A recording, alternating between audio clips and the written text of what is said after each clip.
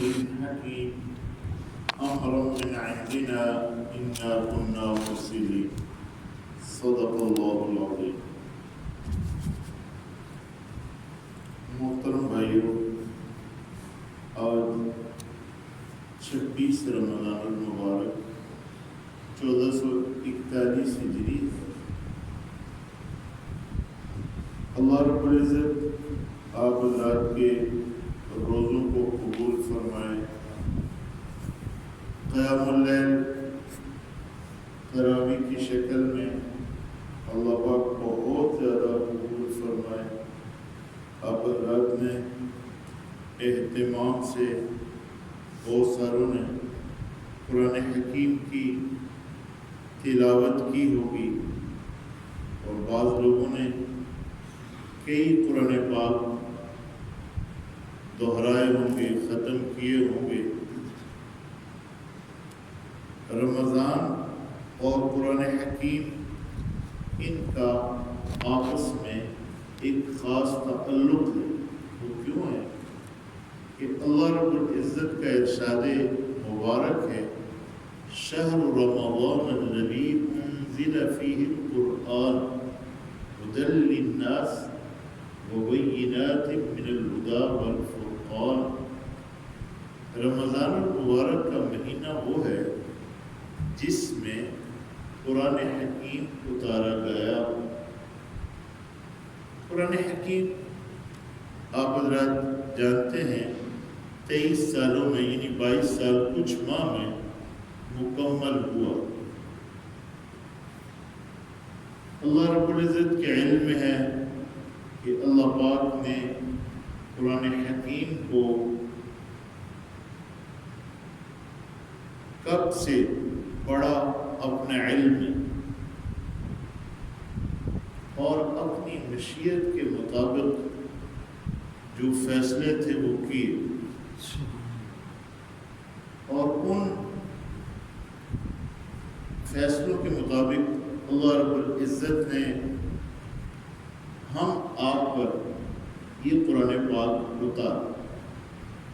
23 برس میں مکہ مکرمہ میں، مدینہ منورہ میں، وہ آپ مجھ سے سن چکے ہیں کہ جو قرآن پاک کی صورتیں مکہ مکرمہ میں اتری وہ مکی کہلاتی ہیں، جو مدینہ منورہ میں اتری وہ مدنی کہلاتی ہیں، یا دوسرے لفظوں میں جو ہجرت سے پہلے قرآن حکیم اترا وہ مکی، اور جو ہجرت کے بعد اترا وہ مدنی۔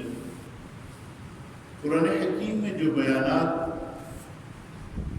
ہوئے ہیں سب سے زیادہ توحید ہے، پھر رسالت ہے، ماننے والوں کے حالات اور نہ ماننے والوں کے حالات، جنت ہے، جہنم ہے، اس کے تذکرے ہیں مجھے آپ کو سمجھانے کی۔ اور قرآن حکیم کو اللہ رب العزت نے، جیسے میں اکثر عرض کیا کرتا ہوں، ہدایت کی کتاب بنایا ہے، اور یہ بہت بڑا معجزہ ہے، اس سے بڑا کوئی معجزہ نہیں۔ اللہ پاک ارشاد فرما رہے ہیں فَأْتُوا بِسُورَةٍ مِّن مِّثْلِهِ۔ ہماری صورتیں ہیں، سورہ بقرہ ہے، آل عمران ہے، نساء ہے، مائدہ ہے، انعام ہے، اعراف ہے، انفال ہے، توبہ ہے، یعنی یہ 114 صورتیں ہیں جن میں کچھ معین کہلاتی ہیں 100 آیات سے بڑی، کچھ مفصل کہلاتی ہیں، کچھ رسال کہلاتی ہیں، چھوٹی صورتیں۔ تو یہ سب ہمارا قرآن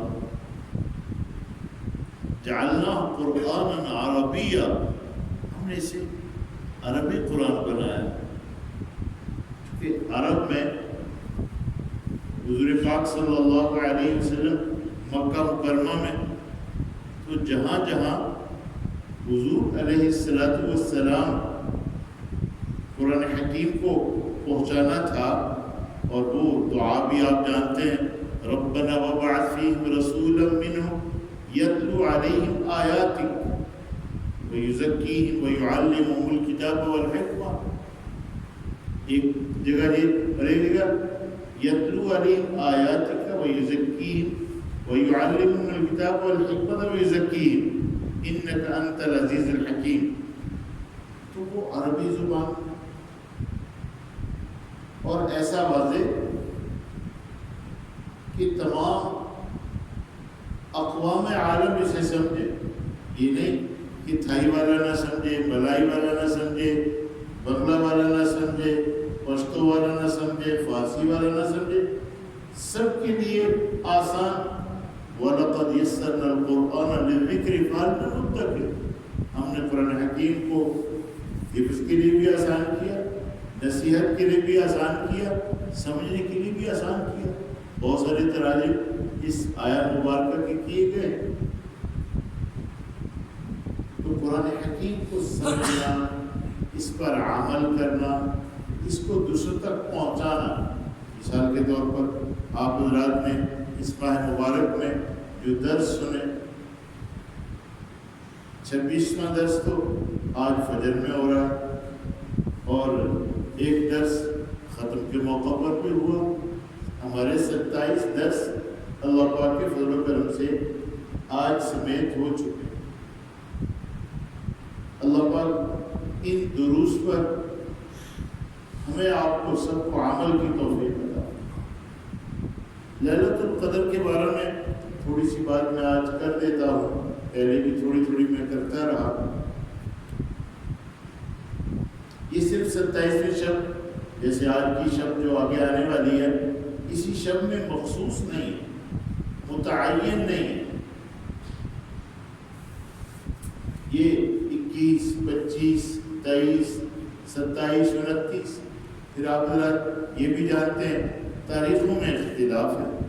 ہمارے یہاں 26واں روزہ ہے، مغربی ملکوں میں، یورپ میں اور لاطینی امریکہ میں آج 27واں روزہ ہے.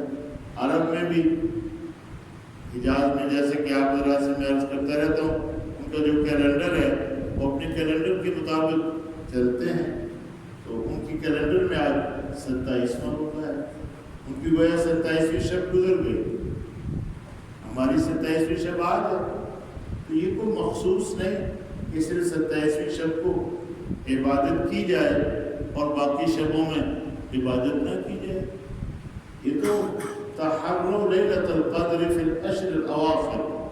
حضور پاک صلی اللہ علیہ وسلم نے ارشاد فرمایا کہ لیلۃ القدر کو اخیر عشرہ کی طاق راتوں میں تلاش کرو.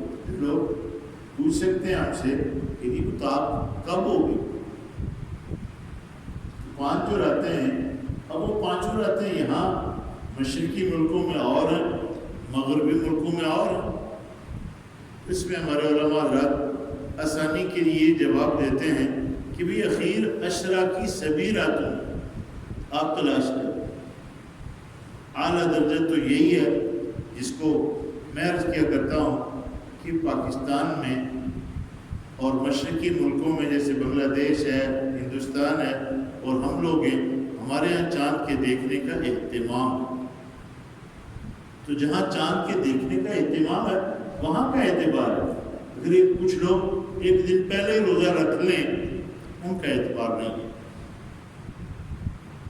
اور یاد رکھیں چاند قابل رؤیت ہو تو نظر آتا ہے. قابل رؤیت نہیں کہ دیکھنے کے قابل ہو تو نظر آتا ہے.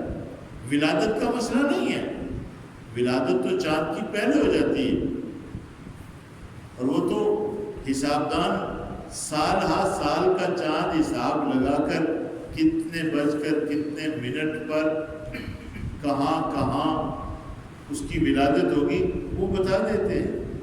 ولادت کا تو مسئلہ ہی نہیں ہے. تو حدیث میں آتا ہے صوموا لرؤیتی وافطروا لرؤیتی. روزہ رکھو چاند کو دیکھ کر، عید کرو چاند کو دیکھ کر. تو یہ لیلۃ القدر بھی. اب دیکھیں ایک شخص نے شعبان کا حساب غلط لگا دیا. اس نے یکم شعبان اس روز بنا دی جس روز 29 یا 30 رجب تھا. اب اس کا حساب غلط ہو گیا. اس کے لیے تو وہ جو حدیث میں آتا ہے کہ اکملوا عدۃ شعبان 30 ان غم علیکم، اور کما قال علیہ الصلوۃ والسلام کہ اگر بادل ہو 29 شعبان کو تو تم شعبان کی گنتی 30 پوری کرو. اس کا چاند ہی غلط تھا. اس نے پہلے دن نہیں 29 یا 30 رجب کو پہلی بنا لی. ہمارے زمانہ میں ایسا نہیں ہونا چاہیے، بالکل نہیں ہونا چاہیے. لیکن اس پر کوئی آواز کیا اٹھائے؟ ہمارے حجاز والے نہیں مانتے. ان کا قاعدہ یہ ہے کہ اگر چاند کی ولادت ہو گئی اور چاند سورج کے غروب ہونے کے بعد غروب ہوا، بے شک دیکھا نہیں گیا، تو ہم اس رات کو پہلی رات شمار کریں گے، اس اگلے دن کو پہلا دن شمار کریں گے. اور وہ ایک عرصے سے اسی ترتیب پر چل رہے ہیں. پچھلے سال اللہ پاک کی توفیق سے وہاں تھے ہم لوگ، رات کو 9:30 بجے کے قریب چاند کا انہوں نے اعلان کیا عید کا، اور جس پر سبھی ناراض تھے وہاں کے لوگ کہ یہ کیا ہوا، ہم تو 30 کا رمضان چاہتے تھے، انہوں نے پھر 29 بنا دیے. یعنی عید کی جو خوشی ہوتی ہے وہ ضرور ہوتی ہے 29 کو زیادہ، لیکن 29 کو چاند تو ہو. اب یہ میں آپ سے شروع میں نے عرض کیا تھا کہ اگر پوری دنیا میں اس مرتبہ چاند کا اہتمام کیا جائے تو عید ایک ہو سکتی ہے. یہ کبھی کبھار ہوتا ہے، عام طور پہ مغربی ملکوں میں ایک دن پہلے ہو جاتی ہے، اور مشرقی ملک جو ہم ہیں ہمارے ہاں ایک دن بعد بھی ہوتی ہے. چونکہ ہمارے یہاں چاند اگر پیدا ہوتا ہے تو ہوتے ہوتے امریکہ میں، کیلیفورنیا میں اور چلی جنوبی امریکہ میں اس کی عمر زیادہ ہوتی ہے، وہاں دکھائی دے سکتا ہے. ہماری اس کی عمر کم ہوتی ہے، یہاں نہیں دکھائی دے سکتا. تو عمر چاند کی ایک خاص وقت پر جا کر وہ دکھائی دیتا ہے. چاند تو موجود ہے ساری دنیا میں، ہر وقت موجود ہے. آج بھی اگر آپ ابھی صبح جا کر دیکھیں تو آپ کو باریک سے چاند مشرق میں نظر آئے گا. یہ یاد رکھیے 14 دن میں چاند کا سفر مکمل ہوتا ہے تو یہ بدر کامل ہوتا ہے. اسے 14ویں رات کا چاند کہتے ہیں. پھر یہ آہستہ آہستہ ختم ہو جاتا ہے. جب یہ ختم ہوتا ہے تو پھر کل عرجون القدیم اللہ پاک فرماتے ہیں یہ خشک ٹہنی کی طرح باریک پھر ہو جاتی ہے. اور یہ میں اکثر عرض کیا کرتا ہوں، نہ 31 کا ہوتا ہے نہ 28 کا ہوتا ہے، یہ 29 کا ہوتا ہے یا 30 کا ہوتا ہے. حضور پاک صلی اللہ علیہ وسلم کا فرمان ہے کہ یہ مہینہ کبھی 30 کا ہوگا کبھی 29 کا ہوگا. اس اعتبار سے دیکھا جائے تو ہمارے ہاں کا نظام بہتر ہے. تو جب طاقی راتوں میں ہے تو اب میں کہہ سکتا ہوں کہ ہمیں اپنی طاق راتوں میں تلاش کرنا چاہیے. ہماری جو طاق راتیں ہم انہیں تلاش کریں. 21 ہے، 23 ہے، 25 ہے، 27 ہے اور 29 ہے. کبھی یہ رات آخری رات میں بھی ہوتی ہے، جیسے حدیث میں آتا ہے کہ آخری رات لیلۃ الجائزہ ہے، انعام کی رات ہے. لوگوں نے پوچھا حضور علیہ السلام سے کہ وہ آخری رات جو لیلۃ الجائزہ ہے وہ لیلۃ القدر ہے؟ میں نہیں، وہ تو انعام کی رات ہے. دستور یہ ہے کہ کام کرنے والے جب کام کو ختم کر چکے تو ان کی مزدوری انہیں پوری دے دی جائے. اور پھر جو لیلۃ القدر کی علامات ہیں آپ فضائل رمضان میں لکھی ہوئی ہیں، ہمارے گھر سے پڑھتے رہتے ہیں، آپ سنتے رہتے ہیں. یہ لیلۃ القدر کی رات وہ ہے کہ جس کے لیے حضور نے فرمایا من قام لیلۃ القدر ایمانا واحتسابا غفر له ما تقدم من ذنبه. جس نے لیلۃ القدر کی رات میں قیام کیا ایمان کے ساتھ ثواب کی نیت سے، اس کے پچھلے سب گناہ معاف. اور یہ جو آپ ذرا فرشتوں کا نزول ہونا، کعبۃ اللہ پر جھنڈا لگانا، سارے عالم میں پھیل جانا، قیام کرنے والوں کے ساتھ مصافحہ کرنا، ان کی دعاؤں پر آمین کہنا، اور پھر سحری کے وقت میں جبریل امین کا یہ تقاضا کرنا کہ اے فرشتوں کی جماعت اب پوچھ کرو، اور فرشتوں کا پھر آگے سے پوچھنا کہ اللہ پاک کی ذات عالی نے امت محمدیہ کے ساتھ کیا معاملہ فرمایا۔ تو جبریل امین فرماتے ہیں کہ اللہ پاک نے ان کی مسالے کو دیکھا، ان کو دیکھا تو سوائے 4 لوگوں کے سب کو بخش دیا۔ 4 قسم کے لوگ ایسے ہیں کہ جن کی بخشش لیلۃ القدر میں بھی نہیں ہے۔ وہ 4 بڑے گناہ کون سے ہیں کہ جن کی بخشش لیلۃ القدر میں بھی نہیں ہے؟ اس میں سب سے پہلے فرمایا مدمن الخمر، شرابی۔ اس حدیث میں آتا ہے اور بھی بہت سارے گناہ گاروں کے گناہوں کا ذکر ہے، جیسے مشرک کی تو بخشش ہے ہی نہیں، مشرک جو ہے اس کی تو بخشش ہے ہی نہیں۔ اسی طرح متکبر، یہ کپڑا نیچے لٹکانے والا، ٹخنوں سے نیچے، اور بھی کچھ لوگ آتے ہیں۔ یہ جو حدیث میں آپ سے بیان کرنا چاہتا ہوں، اس میں مدمن الخمر، قاطع رحم، مشاق ہے۔ ایک تو شراب کا آدمی جو شراب پینے والا ہے، اور دوسرا قاطع رحم، تیسرا عاق کل والدین، ماں باپ کا نافرمان، اور چوتھا کینہ رکھنے والا، مشاق ہے۔ یعنی کینہ باز جو لوگوں کے بارے میں اندر کینہ رکھتا ہے، بغض رکھتا ہے، عداوت رکھتا ہے۔ کینہ بہت بری بیماری ہے، بہت بری بیماری ہے۔ ایسی اندر آپ دوسروں کے بارے میں اندر بغض، اندر عداوت۔ اللہ پاک مجھے آپ کو اس گناہ سے بچائے۔ نظر نہیں آتا لیکن اندر ہی اندر آدمی کو جہنم تک پہنچاتا ہے، جہنم سے انہیں نہیں چھوڑتا۔ وہ تو حدیث میں آتے کہ اس رات کی خیروں سے وہی محروم ہوگا جو محروم ہے، حقیقی اعتبار سے جو محروم ہے وہ اس سے محروم ہوگا۔ یہ ایسی بڑی رات دنیا میں کہیں بھی کوئی سمندر بھی نہیں چھوڑتے فرشتے، وہاں تک پہنچ جاتے۔ امریکہ، یورپ، ہر جگہ پر یہ نہیں ہے کہ کعبۃ اللہ پر تو موجود ہوں، مسجد رسول علیہ السلام پر موجود ہوں، اور یورپ میں نہ ہو، امریکہ میں نہ ہو، ہر جگہ جہاں بھی کوئی مسلمان، یہ الفاظ آتے، جہاں بھی کوئی مسلمان کھڑا، بیٹھا، لیٹا، کسی حال میں اللہ کی عبادت میں لگا ہوا، کہ دعاؤں پر آمین کہنا، ان سے مصافحہ کرنا۔ کیا فرمایا کہ کینہ باز، کینہ رکھنے والا، عداوت رکھنے والا، یہ بہت بڑا گناہ ہے۔ اور دوسرا گناہ مدمن الخمر، شراب کے گناہ میں کوئی 9 قسم کے لوگ پکڑے جائیں گے، یہ یوں ہی نہیں ہے۔ شراب کا عادی، قاطع رحم، رشتے ناطے توڑنے والا، رشتوں کو جوڑنے کا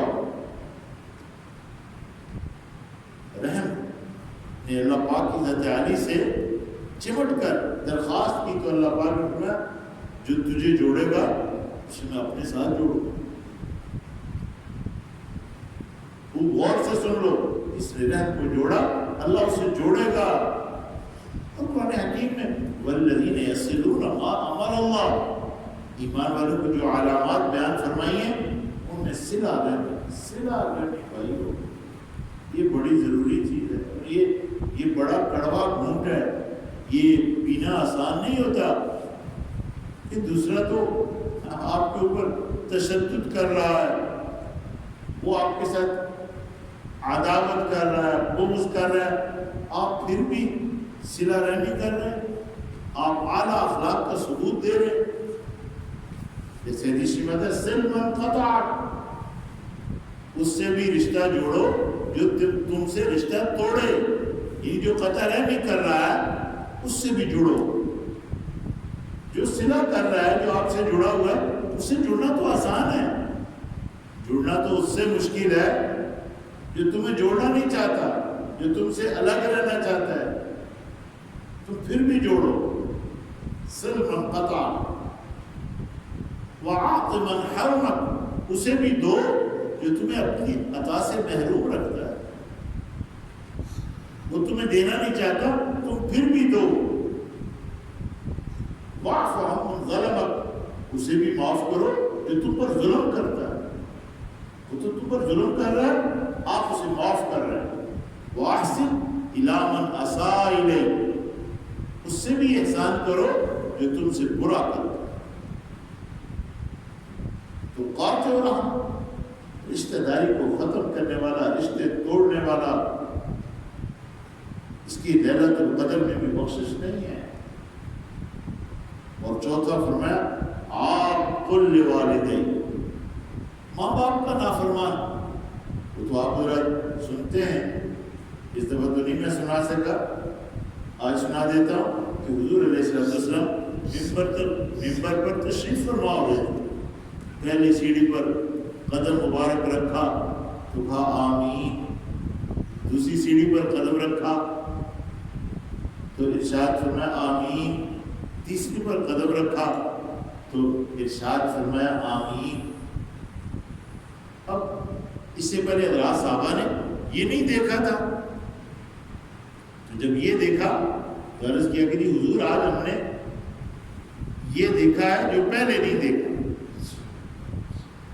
تو آپ صلی اللہ علیہ وسلم نے ارشاد فرمایا جب میں ممبر پر چڑھنے لگا تو جبریل آئے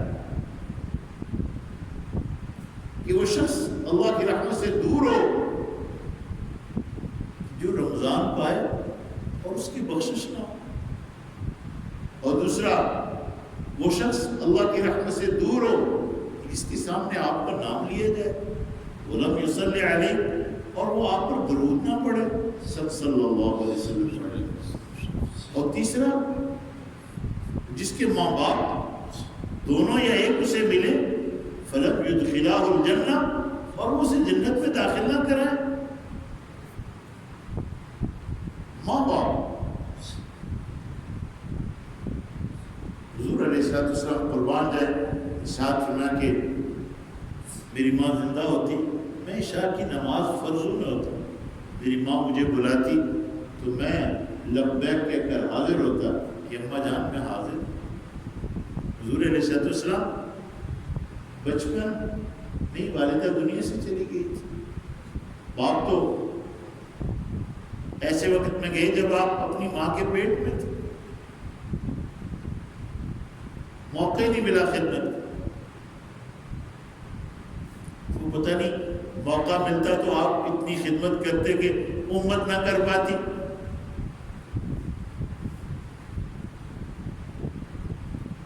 تو اپنے ماں باپ کا جو نافرمان ہے اس کی بخشش لیلۃ القدر میں بھی نہیں ہے. کتنا اہتمام فرمایا. اللہ پاک فرماتے ہیں وَقَضَىٰ رَبُّكَ أَلَّا تَعْبُدُوا إِلَّا إِيَّاهُ وَبِالْوَالِدَيْنِ إِحْسَانًا. اللہ پاک اپنی عبادت کا حکم فرما رہے ہیں اور ساتھ میں یہ فرما رہے ہیں ماں باپ کے ساتھ احسان کرنا. ماں باپ کے ساتھ احسان کرنا گویا کہ یہ بھی تمہاری عبادت ہے. ماں باپ کے ساتھ احسان کرنا یہ عبادت ہے.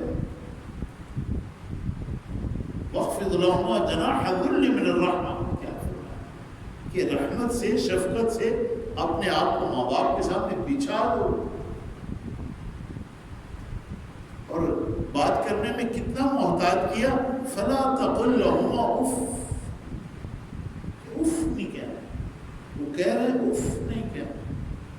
قربان نے حضرت علی کرم اللہ وجہ رضی اللہ تعالیٰ عنہ ارشاد فرمایا کہ اس سے کم درجے کا کوئی لفظ ہوتا تو اللہ پاک وہ بھی ارشاد فرما دیتے کہ اف سے نیچے بھی نہیں کہہ رہا، اس سے نیچے کوئی لفظ ہی نہیں ہے. ایک صحابی اپنے باپ کے ساتھ جا رہے تھے، پوچھا کون؟ کہ جی میرے ابا جان ہیں۔ شاید فرمایا ان سے آگے نہ چلو، ان سے آگے نہیں چلنا، باپ آگے چلے بیٹا پیچھے چلے، ان کا نام لے کر انہیں نہیں بلانا۔ ہاں کوئی پوچھے کہ جی آپ کے ابا کا نام کیا ہے؟ جی بھائی عبد الرحمان، بھائی شبیر، بھائی عبد الغفور، جو بھی ہے، لیکن نام لے کر ابا جان کو نہیں بلانا۔ ابا جان، ابو جی، جو بھی ادب کے اندر آپ حضرات، ہمارے ابا جی معروف تھا پہلے، پھر کچھ لوگ ابو جی کہنے لگے، کچھ ابی بھی کہتے تھے، کچھ ابھی تھوڑا سا وہ انگریزی کے الفاظ بھی کو پاپا کہنے لگے، کو ڈیڈی کہنے لگے، جو بھی کہو ادب سے، ادب سے۔ تو آپ نے فرمایا کہ ان کے آگے نہیں چلنا، انہیں نام سے نہیں بلانا، ان کے بیٹھنے سے پہلے بیٹھنا نہیں۔ ہمارے بچوں کی تربیت یہ ہے ہی نہیں، پتہ ہی نہیں کہ باپ کے بیٹھنے سے پہلے بیٹھنا ہی نہیں بیٹھنا، باپ کے آگے چلنا یا پیچھے چلنا۔ باپ کی رضا میں اللہ کی رضا ہے، باپ کے ناراض ہونے میں اللہ پاک کا ناراض ہونا ہے۔ ماں باپ کے سامنے بولنا نہیں، بولنے میں انتہائی نرمی اور خدمت اس سطح پر، اما یبلغن عندک الکبر احدہما او کلاہما فلا تقل لهما اف ولا تنہرهما وقل لهما قولا کریما واحفظ لهما جناح الذل من الرحمہ وقل رب ارحمهما کما ربیانی صغیرا۔ قربان دے اللہ پاکیزہ تعریف۔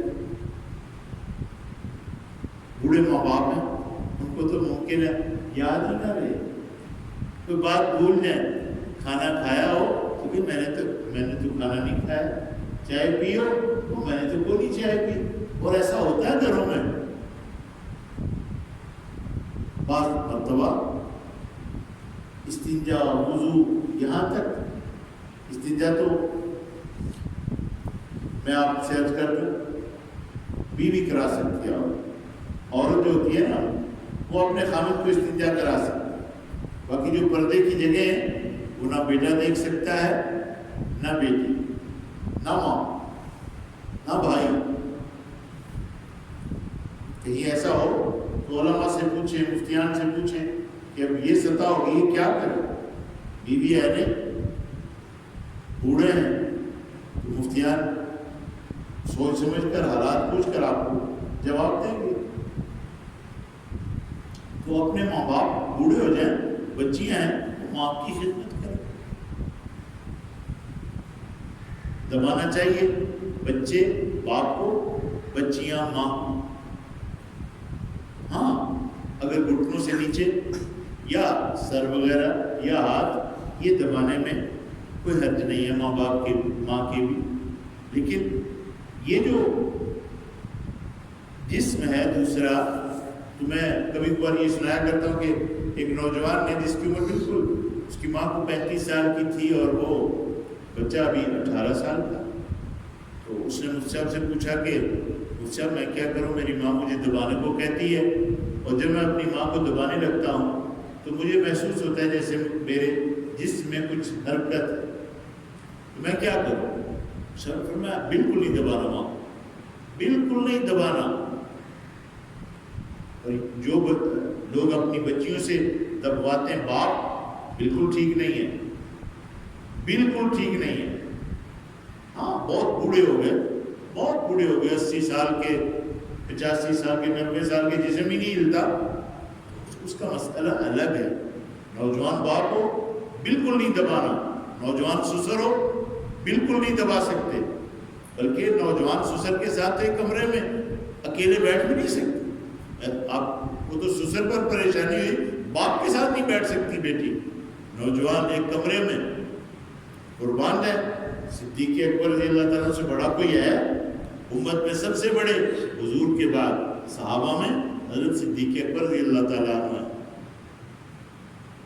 اور ہماری ماؤں میں ام المومنین خدیجہ رضی اللہ تعالیٰ عنہ کے بعد ام المومنین عائشہ صدیقہ رضی اللہ تعالیٰ عنہ ہے۔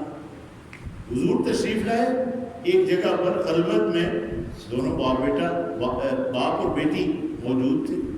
آپ نے پسند نہیں فرمایا اور یہ فرمایا کہ بیٹی کے ہوتے ہوئے بھی شیطان آ سکتا ہے۔ یہ صدیق اکبر سے فرما رہے ہیں مجھے آپ کو سمجھانے کے لیے۔ بیٹیوں سے دبوانا، بیوی ہے اگر ہمت ہے تو دبوا لے، ورنہ آپ خدمتگار لے لیں، جو خدمتگار ملتے ہیں اجرت پر وہ اچھا دبا دیتے ہیں، آپ پیسے خرچیں۔ بچیوں سے دبوانا، میں پھر کہتا ہوں، ہاں میاں بیوی کا ایک تعلق ہے، وہ تو اللہ پاک نے فرمایا ہن لباس لکم وانتم لباس لہم، تمہاری بیوی تمہارا لباس ہے اور تم ان کا لباس ہو۔ اب میرا لباس ہے، میرے لباس سے میرا کوئی پردہ نہیں ہے۔ بیوی خامد کو دبا سکتی ہے، بیوی خامد کا استنجا کرا سکتی ہے۔ تو کچھ احکام مخصوص ہوتے ہیں، وہ کہیں ہوں تو پوچھ لیا جائے۔ کیا فرمایا؟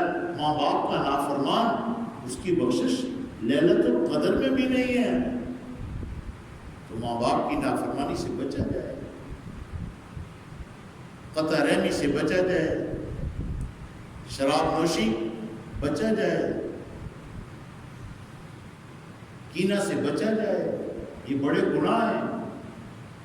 باقی انشاءاللہ کسی درس میں بڑے گناہوں کا ذکر بھی کروں گا۔ تو محترم بھائیوں، یہ تھوڑے سے دن، آج 26 ہو گئے، تقریباً 3 رہ گئے، کیونکہ اس سال کا رمضان امید ہے انشاءاللہ 29 پر ختم ہو جائے گا۔ اللہ تعالیٰ سے بہت زیادہ مجھے آپ کو جڑنے کی ضرورت ہے، بہت زیادہ ڈرنے کی ضرورت ہے۔ آپ یقین کریں کہ آدمی کچھ نہیں، تھوڑی سی نیند پوری نہ ہو، آدمی سیدھے طور پر کھڑا بھی نہیں ہو سکتا، تھوڑا سا زیادہ تھک جائے کچھ نہیں کر سکتا۔ کہتے ہیں انگریزی میں یہ ٹائرڈ ہو گیا، یہ ری ٹائرڈ جو ہوتے ہیں نا، یہ کسی سے نہیں ہے کہ اب کام کے لائق نہیں رہا، تو اسی لیے اور کام بھی اتنا کریں جتنا آپ برداشت کر سکیں۔ کچھ لوگ میری طرح کام کرتے ہیں، تو سب لوگ ایسے نہیں ہوتے کہ جو کام میں بھی پورے طور پر لگے ہوئے ہوں اور دوسرے دینی کاموں میں بھی پورے طور پر لگے ہوئے ہوں اور جہاں دیکھیں وہاں موجود ہوں۔ یہ سب نہیں ہوتے، سب ایسے نہیں ہوتے۔ ایسے لوگ بہت چیدہ ہوتے ہیں۔ میں امریکہ میں تھا تو مجھے ایک عرب نوجوان نے میری مصروفیات پوچھی کہ شیخ کیا مصروفیات؟ تو دیکھا نا کہ میں وہاں بھی گاڑی بھی جماعت کی چلانی اور ترجمہ بھی کرنا اور ان کے میپس، نقشے، راستے واسطے، بہت سارا کام اللہ پاک مجھ سے لیتے تھے۔ مجھے کہنے لگے شیخ کیا کرتے ہیں آپ؟ وہ عالم کو شیخ کہتے ہیں۔ تو میں نے اپنی مصروفیت بتائی، کہتے بہترین زندگی ہے کہ آپ کے یہاں تو کوئی فرصت کے اوقات ہی نہیں ہے۔ تو میں نے کہا جی میرے پاس تو کوئی سوچنے کا وقت ہی نہیں ہوتا کہ میں غلط سوچوں۔ میرے یہاں تو سوچ کا معیار یہ ہے کہ یا اپنی دینی ترقی کو سوچ رہے ہو یا دنیاوی ترقی کو سوچ رہے ہو، اپنے بچوں کے بارے میں سوچ رہے ہو یا امت کے بچوں کے بارے میں سوچ رہے ہو۔ یعنی کہ میں تو صرف اپنے بچوں کے لیے نہیں سوچتا، میں تو اللہ پاک کے فضل و کرم سے امت کے بچوں کے لیے بھی سوچتا ہوں۔ اور میں یہ جو آپ حضرات کے ساتھ بیٹھ کر یہ مذاکرہ کرتا ہوں، درس دیتا ہوں، یہ میں اپنی ذات سے شروع کرتا ہوں اور اپنے بچوں اور آپ کے بچوں اور آپ کی یہ جو دینی تربیت ہے یہ میری ذمہ داری ہے۔ اللہ پاک نے اگر آپ حضرات کو مجھ سے جوڑا ہے اور مجھے آپ سے جوڑا ہے تو آپ کا میں ذمہ دار ہوں۔ حدیث میں آتا ہے الا کلکم راع وکلکم مسئول عن رعیتہ۔ امام کے بارے میں آتا ہے کہ امام اپنے مقتدیوں کا ذمہ دار ہے۔ تو یہ میری ذمہ داری ہے، یہ میں کو آپ پر احسان نہیں کرتا، یہ جو درس دیتا ہوں یہ میرے ذمہ ہے۔ میں تو اپنے اللہ سے یہ دعا کرتا رہتا ہوں کہ اللہ پاک قبول فرما. آپ یقین کریں آج میری حالت تھی کہ میں 10 منٹ میں نے اپنے سر کو پانی میں بھگویا. یہ ساتھ نہیں دے رہا تھا، نہیں ساتھ دے رہا تھا. اور یہ جو آپ دیکھتے ہیں میں چھوٹی چھوٹی صورتیں پڑھتا ہوں، میں تو بڑی بڑی صورتیں نماز میں اکثر پڑھتا تھا، لیکن اب میں چھوٹی صورتوں پہ آ گیا. تو میں آج سوچ رہا تھا کہ آج ہمت نہیں ہے قاری صاحب کو فون کروں کہ آج میں نہیں آ سکوں گا. پھر میں نے کہا کہ میں نے اپنے اللہ سے وعدہ کیا ہوا کہ جب تک جان ہے تو پہنچوں گا، میرے اللہ پہنچوں گا. اللہ نے پہنچا دیا. اور یہ میرا درس باقی تھا، یہ بھی اللہ پاک نے آیت دلوا دی. اللہ پاک آپ کی رات کو بہت زیادہ قبول فرمائے. اور اس درس میں خوشی سے بیٹھا تھا، بوجھ سے نہیں، بوجھ سے بات لی نہیں جاتی. اللہ پاک بہت زیادہ آپ کی رات کو قبول فرمائے. جو صحیح کہا ہے اللہ پاک اسے قبول فرما. کی غلطی ہو گئی ہے اللہ پاک معاف. الحمدللہ رب العالمین والعاقبۃ للمتقین والصلاة والسلام علی سید الانبیاء والمرسلین. اے اللہ پاک ہم سب سے راضی ہو جائیں، ہمارے گناہوں کو معاف فرما. ہم توبہ کرتے ہیں اپنے گناہوں پر نازل ہیں، اللہ پاک قبول فرما. اے اللہ پاک یہ بیماری اس شکل میں بھی انسانوں کی بنائی ہوئی، آپ جانتے ہیں یہ انسانوں کی طرف سے ہے تو بھی آپ کے حکم کے بغیر نہیں ہے. اللہ پاک اس بیماری کو ختم فرما. اے اللہ پاک امت پر ایک حال آیا ہوا ہے، اس حال کو درست حال سے بدلنے والی ذات صرف آپ ہیں. اے اللہ پاک بدحالی کو درست حالی سے بدل دے. اے اللہ پاک بیماروں کو شفا عطا فرما.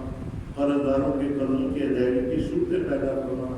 جتنے لوگ رزق کے مسائل میں پریشان ہیں اللہ پاک ان کے رزق کو کشادہ فرما. اے اللہ پاک ہمارے ہاں حاکموں میں محکوموں میں جوڑ نہیں ہے، حاکموں کو بھی ہدایت عطا فرما، محکوموں کو بھی ہدایت عطا فرما. اے اللہ پاک ہمارے حاکموں کو اپنی طاعت میں لگنے کی توفیق عطا فرما، محکوموں کو بھی اپنی طاعت اور بندگی میں لگنے کی توفیق عطا فرما. اے اللہ پاک ہمیں ہر قسم کے گناہوں سے محفوظ فرما. اپنی فرما برداری میں حضور پاک صلی اللہ علیہ وسلم کی اطاعت میں لگا رہنے کی توفیق عطا فرما. اے اللہ پاک ہم سے دین کا کام لے لے. اے اللہ پاک یہ چھوٹا سا کام جو ادنا درجے کا ہمارے یہاں ہوتا ہے، اے اللہ پاک اسے قبول فرما کر سارے عالم میں ہدایت کے فیصلے فرما. اے اللہ پاک ہم خالی ہاتھ ہیں، ہمارے ہاتھوں کو اے اللہ پاک بخشش و رحمت سے بھر دے. اے اللہ پاک ہمیں جنت الفردوس عطا فرما. ہمیں ریان دروازے سے جو روزے داروں کے لیے جنت میں جانا نصیب فرما. اے اللہ پاک یہ غمخواری کا مہینہ ہے، ہمیں غمخوار بنا. یہ ایک دوسرے کے ساتھ ہمدردی کا مہینہ ہے، ہمیں ایک دوسرے کا ہمدرد بنا. اے اللہ پاک یہ وہ مہینہ ہے جس میں آپ رزق کشادہ فرماتے، ہمارے سب کے رزق کشادہ فرما. اے اللہ پاک یہ صبر کا مہینہ ہے اور اس کا بدلہ جنت ہے. اے اللہ پاک بیماری پر لوگوں نے بہت صبر کیا ہے، اے اللہ پاک اس کے بدلے میں جنت عطا فرما. اے اللہ پاک ہر روز آپ جہنم سے 10 لاکھ جہنمیوں کو آزاد فرماتے ہیں، ہمیں سب کو جہنم کی آگ سے آزاد فرما. اے اللہ پاک جتنے لوگ بغیر شادی کے ہیں، بے اولاد ہیں، اللہ پاک بے اولادوں کو اولاد عطا فرما. جنہیں شادی کی ضرورت ہے انہیں شادی عطا فرما. اے اللہ پاک ہمیں جو ہمارے بچے ہیں ان پر شفیق بنا، ہمارے بچوں کو ہمارا خدمت گار بنا. ربنا تقبل منا انك انت السميع العليم وتب علينا انك انت التواب الرحيم وصلى الله على النبي الكريم. آمين آمين آمين برحمتك يا